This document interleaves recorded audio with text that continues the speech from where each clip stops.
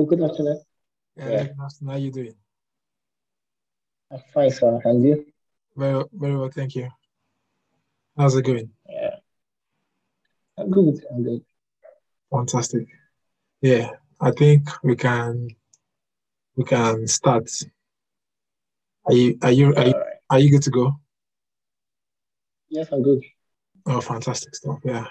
So it's a pleasure to talk to you this afternoon. It's always a delight to talk to writers. So, but your combination is quite different. A writer, Mm, a ghostwriter, and an editor. So I think this is going to be like a really good conversation. So I think yeah.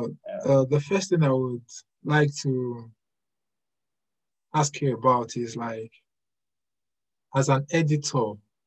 So before we go into the non-fiction aspect that I know that you also edit. So what do you think?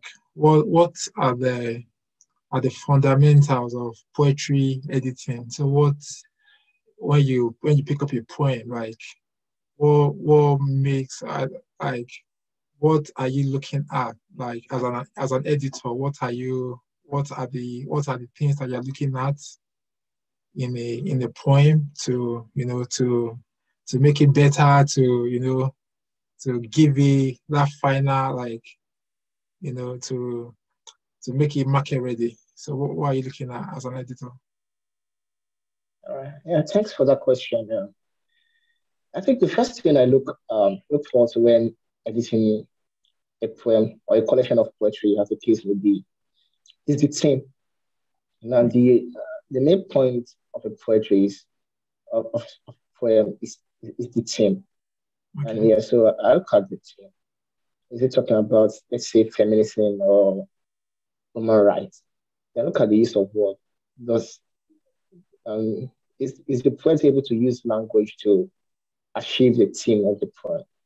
So it's not just about writing flowery words with good metaphors. If you are not able to achieve your thematic aim, then I think yeah, you might have a poem, but the poem have not achieved its purpose. Yeah, so that's the first thing I look forward to. Then I look at the poetic element. You know, recently there's a debate in the writer community I belong in, where we talk about form and styles. Now, one thing about contemporary African poets, or most contemporary African poets, is that they are shifting away from the traditional forms of poetry as we know it now. So some of them do free verse, some of them do blank verse, some of them just do haiku, but they are shifting away from that traditional idea of forms that we know. So I check, okay, does it poem need form? Because that's one poem that just have to follow a specific type of form. Are you with me, sir? Yeah, I'm with you. Yeah. So I look at the form. Then also the use of words. Uh, the use of word is one thing I check to. Is the poet just using cliches? That was there words that are not necessary in the poem. There words that we can change. Is there a good use of metaphors, simile, and imagery, which I think are the three most important poetic elements, literary elements in a poem. So I love poems that use simple metaphors, like where an average person can pick up the poem and read and understand that yeah, this is what the poet is saying. Some poem want to achieve what I used to call kind of mystery, like they cloud their poetry in mystery. At the end of the day, the poet has not passed a message to an average reader. Yeah. So I think it's kind of yeah. So I think it's kind of elitist when poetry do that. Like yeah, poetry is a message to the world. Like I feel poetry should achieve TDM function. There's this aesthetic aspect to poetry, but there's this instructive aspect to poetry too. So and if you are instructing through your poems, then I think everybody should be able to relate with it. An average reader should be able to pick up so that okay, this is what this poet is saying with this was. So you have to use metaphors that are relatable that people can pick up and understand. So I check that out. And use of imagery, like your poetry must be alive in people's mind. And that's what makes poetry stay.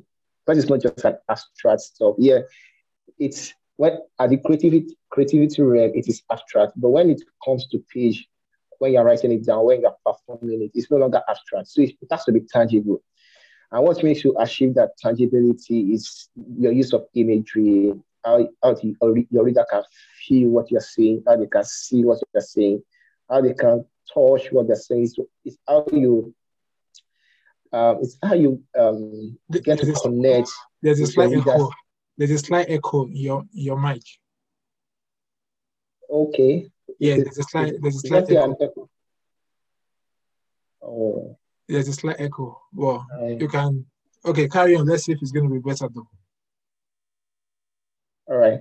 So I'm saying, is that still an echo? Yeah, but I think we'll make do with it. There's a slight echo, but you can carry on. So your use of imagery is how you connect to your readers' emotions, is what makes your poetry stay. So as an editor, those are what I look forward to fixing in a poem, like the form, the poetic elements, the use of words. That's it. Okay, fantastic stuff, and thank you for shedding more light, to there are people watching who are just new to poetry and they are looking at, okay, what are the fundamentals of poetry, and you've been able to like touch on like various like important aspects of what makes a good poem. Yes, I think my next question is like, I had an editor that once told me that no book is perfect, or there's no perfect book. Do you also belong to that school of thought? Or do you believe that there's only much an editor can do, and so what do you think in that aspect? What do you think? Okay, I think it's not a black or white question actually. This is why I said it's not a black or white question. When I pick up a book, let's say as a reader now, not as an editor. When I pick up a book as a reader or as a reviewer, because I review books too.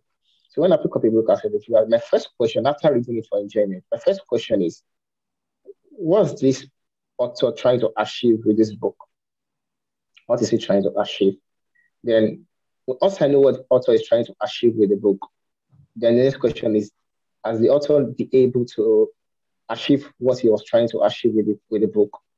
After that, the next thing I look at is language, like language. You can't overemphasize the place of language in the book. So to me, I feel if a book is able to achieve its purpose, if it's able to achieve its purpose, it is perfect.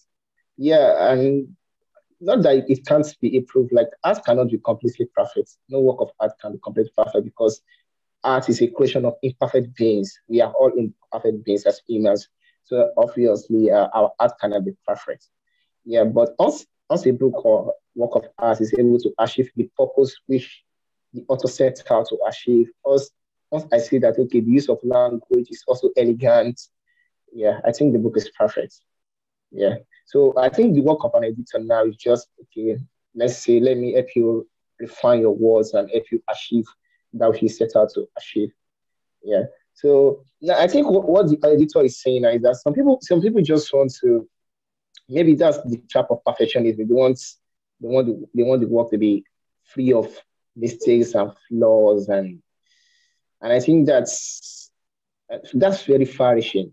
That's far-reaching. And at the end of the day, the idea of perfect is even subjective because there will be good and bad acceptance of your book, reception of your book, rather. So yeah, but I feel once a book is able to achieve what the author set out to achieve, it's perfect for me. Fantastic stuff. Yeah. So from like being an editor, a ghostwriter, a book reviewer, to having your first poetry collection out, Ellipsis, how has it been for you? Like, there's one thing to like editing other people's work and probably ghostwriting, then seeing your own book out in publication. So how has the whole experience been for you? Probably, now from being the one critiquing other people's work or reviewing other people's work to now being critiqued or to now being, so how has the experience been for you? And just tell me more, and tell me about your book as well, about your debut poetry book. Okay, it's been exciting, like very exciting. Now, this is a collection of poetry, and one thing about we ghostwriter is that we end up just helping people write, or as an editor, to just get covered with other people's work. So me being able to publish a work that is my own is really exciting for me. Like, okay, at least I have a work that has my own name as the author now. I know, right? Because I used to review books. Okay, the first time I saw a review of my work, and I think the lady, I forgot how she described it, but it was a very negative review. I was like, no, I'm not going to review any work again. It felt like it actually gets me. I was like 2 hours depressed when I saw the review. But at the end of it, I was like, okay, this is how it feels actually. Now, I as an artist, I don't want my work to be talked down. But I realized that my work cannot be accepted by everybody. Not everybody will be able to relate with the emotions I'm trying to elicit with those poems. Not everybody is going to appreciate my style as a writer, and that is fine. Like, I'm not. Why I appreciate those negative reviews, because they will make me better. Some negative reviews actually make it better. But at the end of the day, I'm not focusing on all negative reviews, because if you don't enjoy my work, it's not my own fault. Yeah. It's not my fault that you don't enjoy it, because there are other people that will enjoy it, and I would like to just focus on those people that enjoy my work, those that appreciate my work. Why I also take cognizance of the constructive criticisms and reviews to improve me as an artist. So it's been exciting, and it's also in stores now, and people have been reading it. And to God be the glory, most of the reviews have been getting that positive. I know how that feels, in terms of having reviews that, as an author myself, author of many books, having kind of negative and positive. But the thing is that, like you mentioned, not everybody will like a book. That's the truth. Even the best writer, or the prominent writers, the prolific writers out there, not everyone likes their work. Mm-hmm. So you can't really force people to. Exactly. You can't force people to like your work. Art is subjective, it's relative. You can't and if people don't like your work, it's fine, it's okay. It's not the end of the world. Because you can't be sad because someone has said, because like I say as well, not every book on my own bookshelf. I don't like all the books on my bookshelf. And that's the truth. Although I will not go online and give a book 1-star review and all of that, because I know as a writer, as an author, I know the kind of effort, that goes into writing a book, and what for you to be like mentally strong enough to put your work out there. It takes a lot of effort, that goes into producing or writing a book. Yeah. So, but I think it's part of the experience anyway, as writers, like you said, amidst the negative reviews, there will be constructive ones that one can, glean from and take forward. And there will be some others that you just know that some will just give a negative review, not my cup of tea. Well, fair enough. It's okay for you not to like an author's work, and everybody moves on. So as a writer, well, especially for new writers or writers who are not with the traditional presses and the big presses, you can still like survive. Like your life is not inked on, if a negative review. The success of your work. Yeah, it's not about that. Even because even the negative reviews as well, they sell the book, because some people want to know, why has someone written this cutting review about this book? Let them go and check it out and see what the book is about. So good products and bad products sell. All types of products in the marketplace they sell, irrespective of like what people are saying about it. Yeah. So, but I think it's it's actually for one to write a book, it takes a lot of guts to be vulnerable, share your experiences, or if it's fiction, it takes a lot of guts because you know that the moment you press that publish button or the moment that book is getting published, definitely there will be negative reviews, and it's just the life of a writer, of an author, and it's just something we have to live with. So I totally agree. I totally agree with you. Well, my next question is, what is your view of the next generation or the new generation of African poets that are emerging, or let me say African writers? So let me put it like two in one. African poets and writers that are emerging. What is your view about this new generation of writers?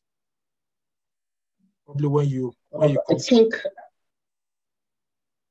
yeah, okay, because I'm part of those new generation writers, and I know more poets than fiction writers. I know poets like Romeo Huriogun, Adedayo Agarao, and the likes J.D. Badmus, and you yourself, sir. I think when it comes to literature, yeah, when it comes to literature, I think the real dinner, the big dinner, and I'm not being sentimental about it, but the big dinner is Africa. Yeah, like those writers create brilliant content, brilliant poetry, brilliant works of fiction, even non-fiction. When you pick up the works of the likes of Shigozi Obioma, Otto Fisherman, and you look at the depth of their work, how they are able to include African philosophy, Igbo traditional philosophy with modern realities. They just have no choice than to be impressed with what they are creating.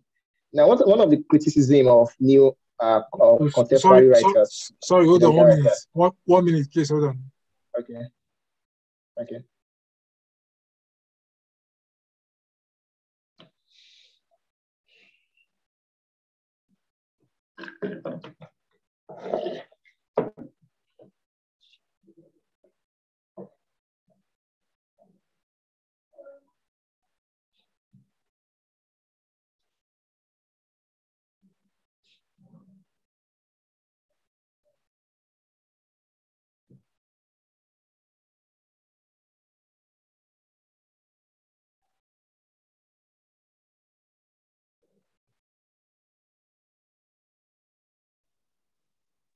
There was a postman at the door. Sorry for the break in transmission. Okay. All right. You can continue with your yeah. Okay. Yes. So, like I said, new generation writers are creating brilliant. They are producing brilliant works of art. But one of the criticism against new generation writers, like I mentioned earlier, is their departure from traditional forms of poetry as we know it. But that is to be expected. Every generation has its own style, its own form. And also, there's this criticism that they don't create work that's artistic in the sense of talking about the politics or the politics of Africa. They don't create political works of art again. But the truth is that the concerns of each generation is actually different. For example, writers like Shina Achebe confront the colonialists with their works. But our concerns in this generation are quite different. We deal with issues like homosexuality, feminism, mental health issues, which is kind of prominent among young generation writers now. And so, if our work address those kind of themes, those kind of concerns, is because that is what concerns our generation. Each generation we have its own thematic concerns. So, apart from that criticism, I think the next big deal when it comes to literature is in Africa. Thank you very much for clarifying that. So I wanted to ask something that some people do talk about, like they say like for the new generation of African poets, African writers, that most times they are like, for you to maybe gain more prominence, then you need to like align yourself with trending, things that are like trending to the Western world in terms of themes around feminism, LGBTQ rights and things like things in those kinds of direction. So what do you think? Do you really do you think that's the current, or do you think that's the norm, in these times for you to gain prominence, move forward in the literary space, or do you think those are just conjectures and it doesn't really matter what you write about? Yeah, I think that's not entirely true that new generation writers are trying to appeal to the Western taste in terms of writing what the Western audience would love, something that are sympathetic towards gender issue, LGBTQI issues. Yeah, why we have many writers that write this and that. I don't think it's to satisfy the Western taste. These are issues that actually concern these writers. Romeo, for example, is the gay man. I don't want to be offensive, but all right. So Romeo, for example, is a gay poet, African poet, and so when he writes poetry that's sentimental towards the LGBTQ community, that's not him writing to appeal to the Western taste. That's him expressing things that really, really concern him. And we have poets that are not actually writing this popular stuff in quotes. For example, Adeola Juwon works centers around grief. Yeah. Gidi Barnos writes eros. And I, for example, I write works that are more in line with emotions. So it's not about appealing to the Western taste. I think that those are just conjectures and criticism. No, nobody's writing to appeal to the Western taste. Not at all. Thank you for the clarity on that. Just hold on 1 minute. All right.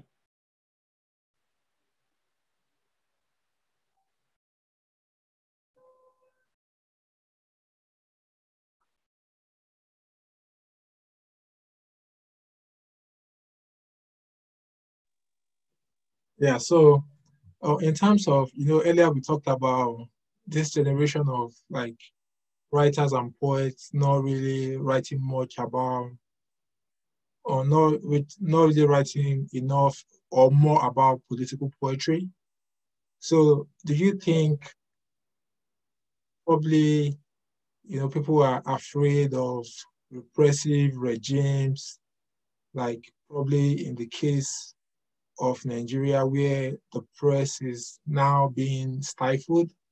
So, as a writer, if I am living within that space, a writer living within that kind of regime, or where, for instance, LGBTQ people are being hunted down, and the government, the government of the day or the previous government have passed laws that that have, I think, jail terms for people who are gay or who are openly gay within the country.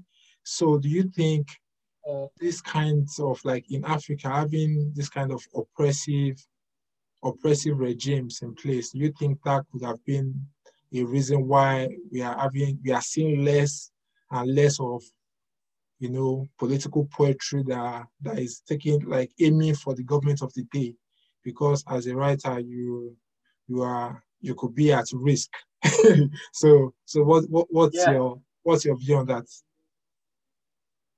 Oh, I think was it in 2018 or 19? A Ugandan female poet and professor was actually jailed for writing a poem.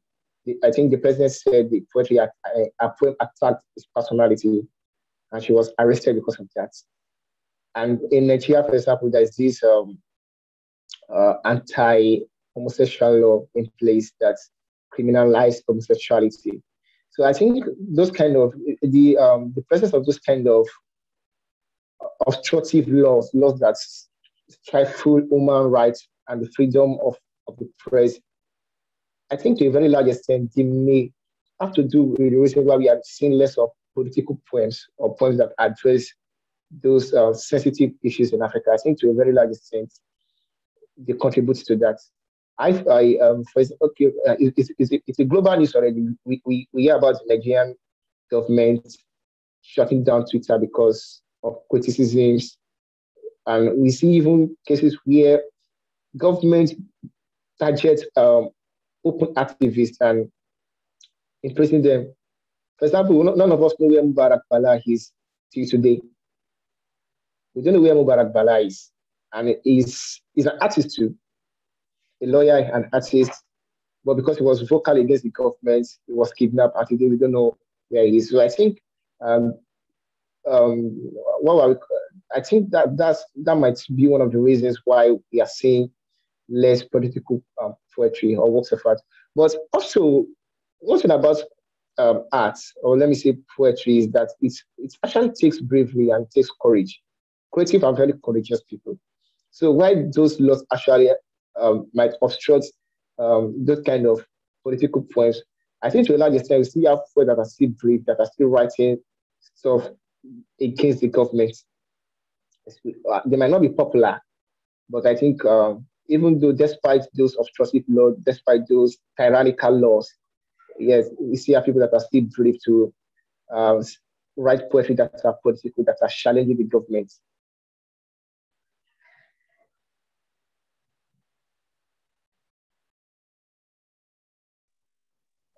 I remember back in the days when I wrote Never Play Against the Devil, and I think one of I think an editor wrote like a critique for the book, and it was like, I think it was Kolabumi. So it was like, this, his feedback was just, please tone down tone down your criticism of, Kolabumi Adeko. Yeah, Adeko, yeah. So it was like, so he wrote a critique then, and it was like, tone down some of the themes around this collection, because you could be at risk, your family can be at risk, like, I could see the review that he really showed great concern, because he felt like the themes in the collection, the political poems were were stinging and could be, I think I understand where it's coming from.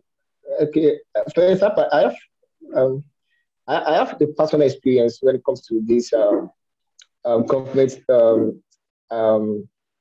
trying to arrest activists, poetic activists. I have a friend, he's a filmmaker now, he used to be a writer too, and he was very vocal against the government and against some certain religious organization.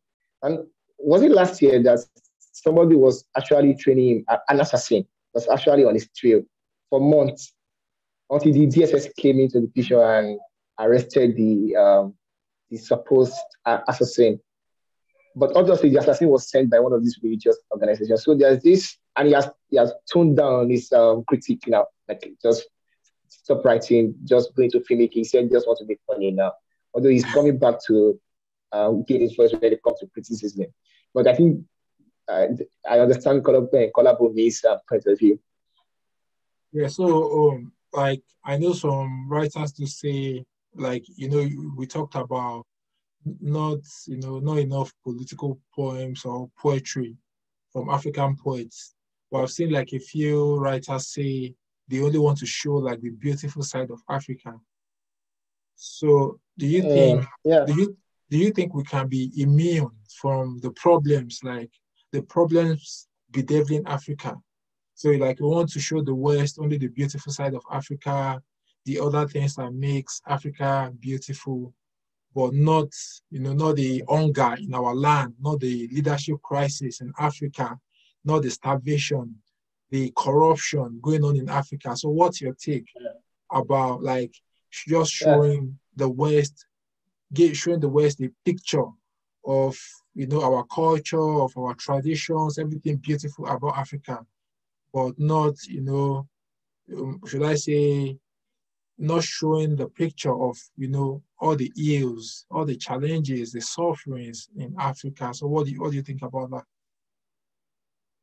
Yeah, buy into that sentiment. Reason being that the Western media, for example, is doing a great job of showing that negative side of Africa. For example, when most as an African American, if a picture about Africa is about hungry kids on the road, towns without power supply and um, good transport system. A French journalist even asked Chimamanda during an interview that does she have access to library in Nigeria? And that was in 2015 or so. Like access to library. And I love Chimamanda's witty response to that interviewer because actually, so the West has those bias and sentiments whereby when they show Africa, what they try to project is this negative side Africa that is being implemented by tyrannical governments, famine, and corruption. So when some poets or writers say that, no, okay, there's this, because actually there's this other side of Africa that is beautiful too. Yeah. There is other side of Africa that is attractive. There is this other side of Africa that is lovely. So yes, we should also do well, in as much as we want to criticize the government, in as much as we want to let the world know that, okay, this is what is happening in Africa. It will be very one-sided. It will be a single story, which is very dangerous if we don't project that beautiful side of Africa, that beautiful side of our culture, of our humanity. Because those corruptions are not all there is to Africa. Famine, I don't think most African states are actually suffering from famine now. In Nigeria, for example, okay, there is inflation, but there is this side of Nigeria that is beautiful. We have tourist centers, we have talent that are rocking the world when it comes to music, when it comes to art, when it comes to science. So it is very important that we also project that side of Africa. So I really buy into that sentiment of we let let the world know that okay, Africa is not just about famine or corruption or civil wars. Africa is beautiful. We have beautiful places here. So yes, I buy into that sentiment. Thank you for your thoughts on that. Do you have any closing words for say any aspiring poet who is watching and who is thinking of what they need, like who just needs words of encouragement to start writing poetry? So do you, as an editor, as a writer who has worked on so many books and edited so many books, Okay. ghostwritten so many books, any words of advice or encouragement for new writers? Yeah. Okay. Okay. I'll give just two advice because the number one advice is to read.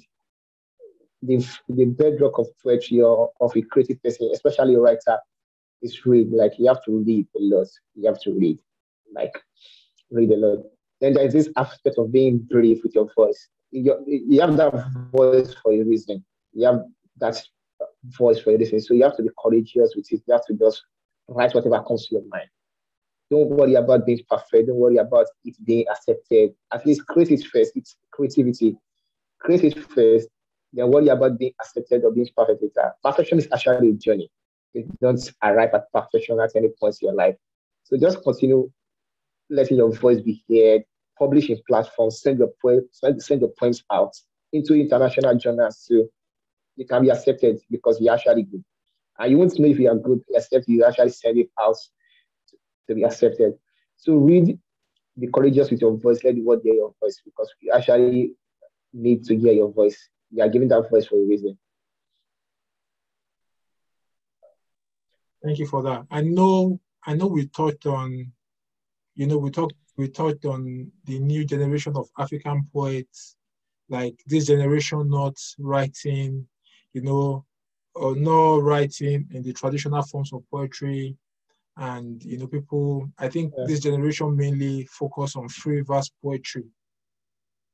Do you think, Yes. so in your own estimation, does that like water down poetry as a genre as it is, based on the fact that many people or many poets now, maybe not just in Africa alone, even in the West, many poets now do embrace like, you know, many poets now jettisoning like the traditional forms of poetry for free verse poetry. So do you think this, in a way, has watered down the genre of poetry or the power of poetry, or do you think it doesn't matter? What are your thoughts? I don't think it's watered down poetry at all. It doesn't. Um, it doesn't make poetry less creative or less of an art because people are now writing free verse. Yeah, the whole idea of creativity is its ability to break laws and rules that is guiding it.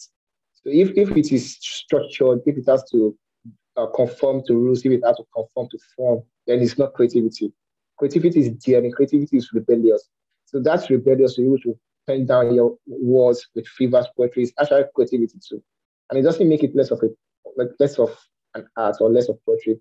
And one of my favorite books now, Girl, Woman, and Child by Evaristo. I don't know if I get the name right. It's written without full stop and without capital letters. So and it's actually a prose. So I think if a prose writer can dare to go outside the traditional forms expected of a work of prose, then poetry should be more daring than that. So the fact that people are not sticking to certain traditional forms like sonnets, ballads, or any other forms of poetry doesn't mean that poetry is now less of an art. No, it doesn't. It should be creative. It should be radical. It should be out of the box. Fantastic stuff. And do you think like poetry of nowadays, is it much more easier for people to like understand? And is poetry now more acceptable than what it used to be before? In terms of, people are now writing poetry that others can like understand. Because in certain times, people were not really aligned, or people were not really interested in reading poetry because they felt like you needed some kind of smartness to like break down your point to understand what it, or probably only the poet understands what the poet is writing about. So do you think like poetry as like, let's say with the new generation of Instagram poets, so let me put that with the new generation of Instagram poets, Instagram poems, and all of that, do you think poetry is now more accepted like around the world, and is poetry now easier to understand than what it used to be? No, I don't think so. When it comes to, first of all, when it comes to acceptance, I think poetry always has its own audience because it is naturally elitist. You have to be a lover of art to a very large extent before you can pick up a work of a collection of poetry and read. So that in itself has actually defined a certain target audience for poetry. So people who love poetry actually go after the kind of poetry they want. So, but yes, of course, I think one of the advantage of people breaking out of traditional forms is that it has made poetry more understandable to an average reader. But that average reader too will still have to be a lover of art or a lover of poetry before you could say, okay, now I want to buy a work of poets, a collection of poetry rather. So yes, I don't think what is still being accepted largely. Before you can sell 1,000 copies of your poetry collection, a future writer might have sold around 3,000, 4,000, and that's the truth. So when it comes to the commercial value too now, because at the end of the day, poetry is not just about the passion, it has to bring commercial value to the creative. So when it comes to poetry attracting commercial value, I think there's still a very long way to go, especially in Africa and Nigeria, where people rather buy fiction, non-fiction before they say they want to buy poetry. So poetry just have people that genuinely love the art. So it is just people that genuinely love the art that now go outside that I want to buy it. Yeah, so I've answered 2 questions now. Poetry is more understandable now because people are breaking out of traditional forms. People are getting more, they are toning down the use of language. For example, the way, when you pick up the works of the likes of Wole Soyinka, for example, and that's one of the criticism against him. An average reader will find it hard to understand what What you guys say? Well, pick up the work of, let's say, yeah, pick up the work of, let's say, Romeo and Romeo Riomo, Jericho Brown, uh, and the likes. Rudy Francisco, who is one of my favorite friends. You understand what this guy is saying, and it still makes, and the poetry is still elegant, Yeah. like still beautiful, still structured. They see this elegant use of words, elegant use of poetic elements, but you still understand it. So I think that in itself is an achievement for poetry. The ability to still create, yeah, the ability to still create words that are relatable, but has not toned down the excellence that is expected of the craft. So that is an achievement for poetry. But when it comes to acceptance from the public now and commercial value, I think there's still a very long way to go, especially in Africa or Nigeria, as the case may be. Okay, so my final question. So on the bookshelf, for instance, do you think like an average, maybe an average buyer would go to, let me use Roving Heights bookstore in Nigeria as an example. So we'll go to Roving Heights and buy, say, a poetry collection by Rupi Kaur, who is a foreigner, than buying the work of Nigerian poets. So do we still have readers who believe?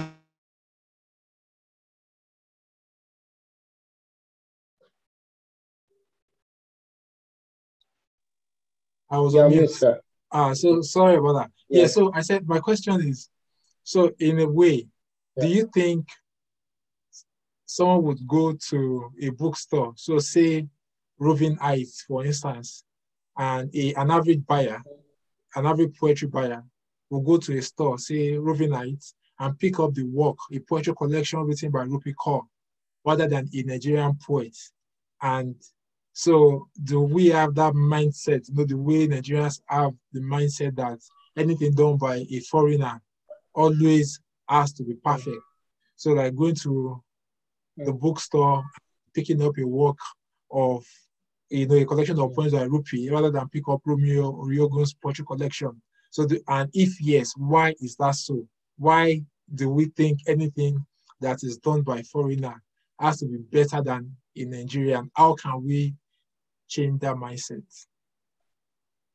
Yeah, the answer is not actually straightforward because there are so many reasons why an average reader will rather buy a Rupi Kaur's collection than a Romeo's collection. For example, when it comes to costs, it might surprise you that most African works or books are actually costly than foreign books. I don't know why that is, but based on my experience as somebody that buys books a lot, I've had to spend more on books published in Nigeria by Nigerians than buying works of foreign author. So I think that cost, the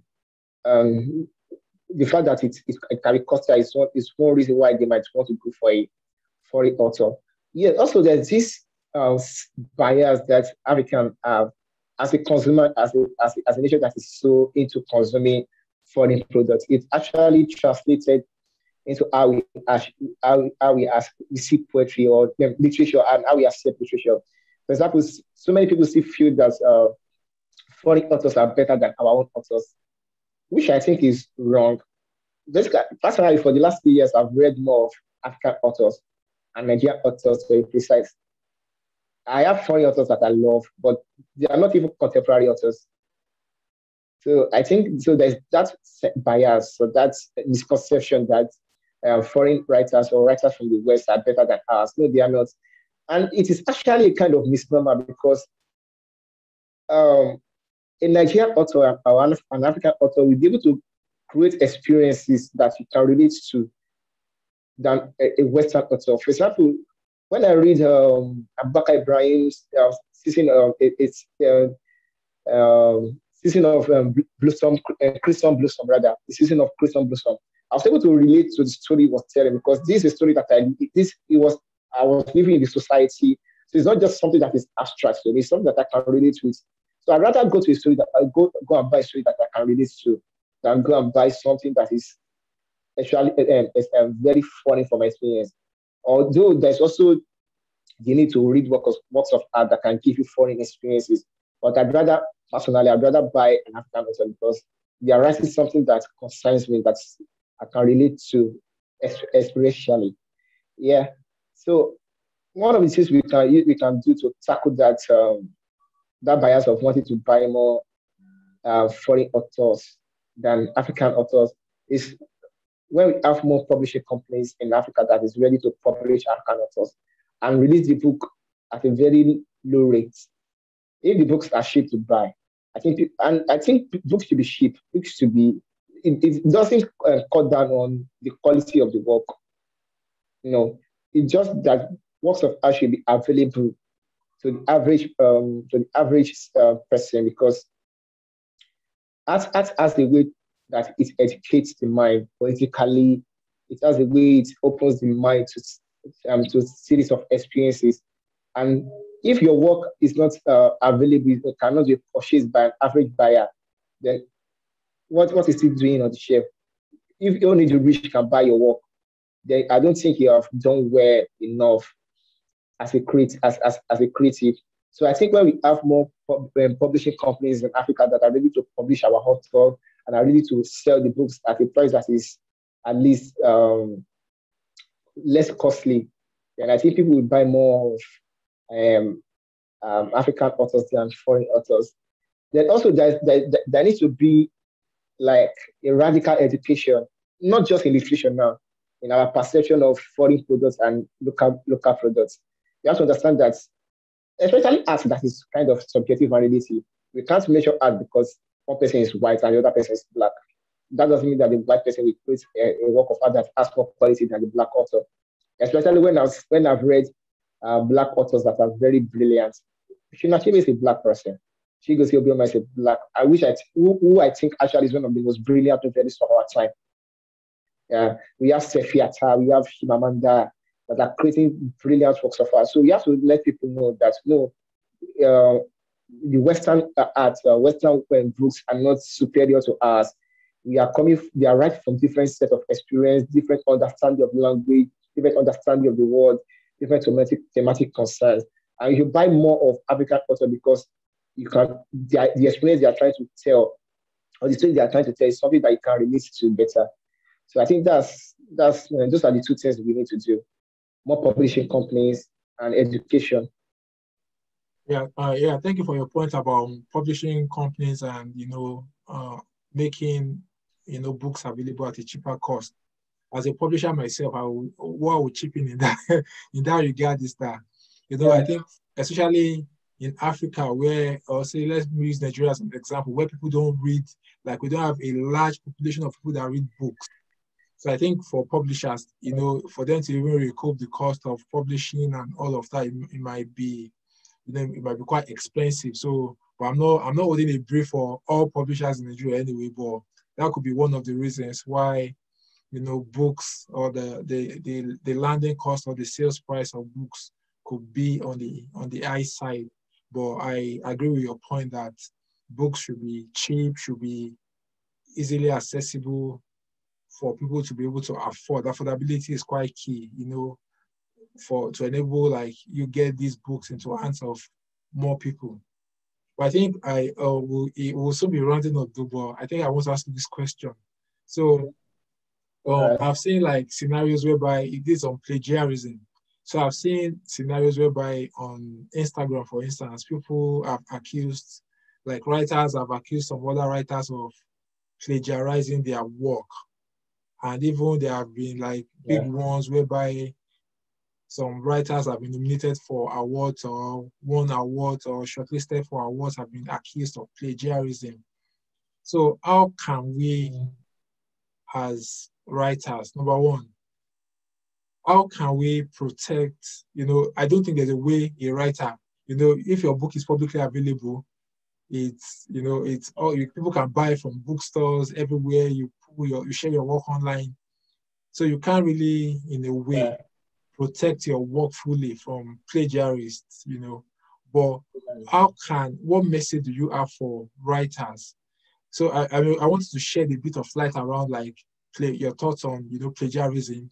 Then what advice will you give for will you give to writers who delight or who derive their joy from like plagiarizing other people's work? What do you have to tell writers like that? Like, because it takes a lot of, like we've talked about, to create something, it takes a lot of effort and all of that for you to create art, to create work, to put it out there in the public space. Then for someone to just come out from nowhere to, to put those materials probably in another book, or to, submit it to competition. So there have been accusations of some writers are just like copy some poems online and they submit to competitions. So you can see like the bravery, like you are stealing people's work and you're submitting it as your own work. So what's your view on plagiarism, within the writing community, and what advice would you give to like plagiarists on is it cease and desist or? All right. Thanks for that question. I can't remember the exact year now, probably 2005 or 2006. I can't really say, but the King Prize for short fiction, actually one of the short stories that make the final, which eventually won the prize rather. Bombay Republic, a story by Babalola. Somebody accused Babalola of plagiarizing the story, Bombay Republic. At the end of the day, he didn't plagiarize the story eventually, and he won the prize. So the issue of plagiarism is something that's actually rampant in the creative industry, especially when it comes to works that are shared online. Because once the work is shared online, you do have access to really protect it again. So one thing I would like to say first is that no true creative person, no true creative creator will plagiarize another person's work. The fact that you are plagiarizing has thrown the light into the fact that you're not a creative, you're not a creator, you're a thief. So I don't think a genuine writer, a genuine artist will plagiarize another person's work. Yeah, so that is that. So how do we tackle plagiarism? One of my friends, Gemini Balogun, is a Yoruba poet. Actually has this, I don't know if he's still running it. He actually has this organization where what they tackle is plagiarism. Once you report that somebody plagiarized your work, and they are able to establish through research or investigation like that your work is actually plagiarized, they will go after that plagiarist, and the person will have to bring the work down and sometimes have to pay for damages. I don't know if it still runs something like that. But one of the ways we can actually guide against plagiarism is having this kind of organization. Also, writers should copyright their work. So the presence of copyright makes, at least we wait off plagiarism. Once your work is copyrighted and somebody plagiarizes it, then you have a case in the court of law. When you drag the person to the court of law, you have a case, and the person is going to pay you for damages for plagiarizing your work. But once your work is not copyrighted, then I don't know. It's kind of tricky here. So we need more organizations that go after plagiarists. Actually, we need more organizations that go after plagiarists that sue them, and there should be severe punishment for it. It shouldn't just be something that they can apologize and bring down the work. No, there should be severe punishment for it. If the person is heavily fined, okay, the person will desist. Was this in 2018? There was this case of a film writer whose work was stolen. It wasn't actually stolen. Somebody approached him. A movie director approached him for him to write a script for her.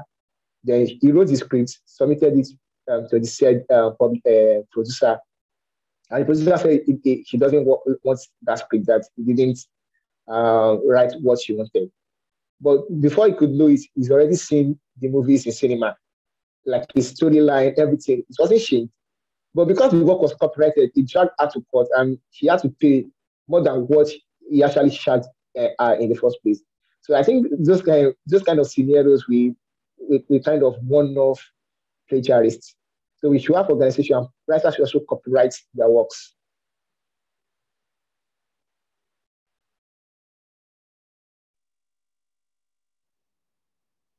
Thank you very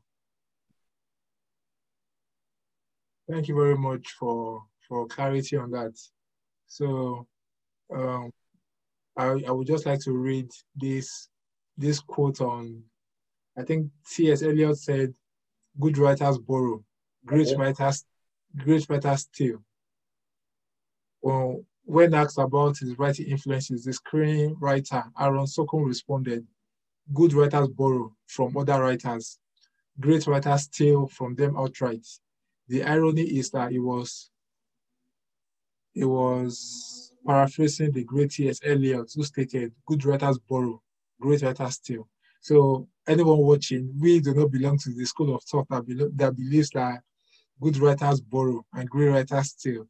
If you are plagiarizing another person's work, then as Adeola has said, you are a thief. So please desist from, like desist from the art, because it takes like a lot of effort for us creatives to like create art. And for those of you who are watching this as well, you might not know, myself and Adeola, we work together on so many projects.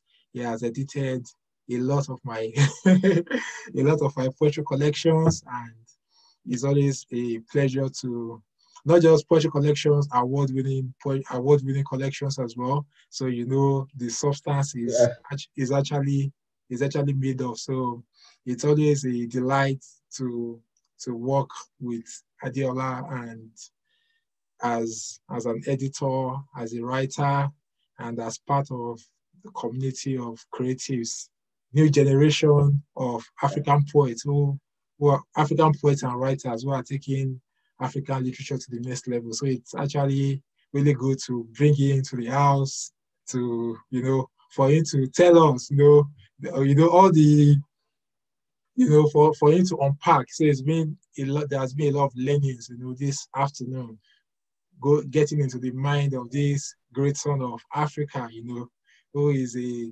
great believer in African poetry, African literature, and it's been a delight, talking to you this afternoon. So thank you for your time, and thank you for coming on to the series, and to add your voice to ongoing conversations that relate to literature, to writing, and to the writing community. It's been a pleasure having you on here this afternoon. Thank you so much. The pleasure is mine. Thanks for having me.